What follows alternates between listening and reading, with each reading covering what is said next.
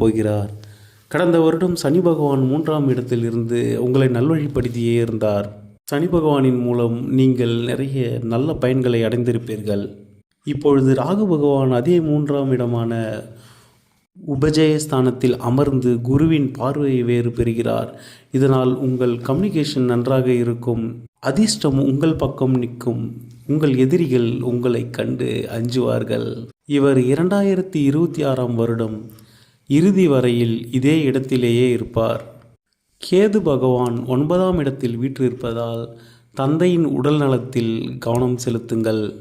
சனி பகவானானவர் உங்கள் 4ஆம் இடமான சுகஸ்தானத்தில் விட்டிருக்கிறார். இதனால் உடல் உபாதைகளும் சுகக்கேடுகளும் ஏற்பட வாய்ப்புள்ளது. 2026ஆம் ஆண்டு ஜூன் மாதத்திற்கு பிறகு உங்கள் ராசி அதிபதியான குரு பகவான் கடக ராசியில் உச்சமடைவார்.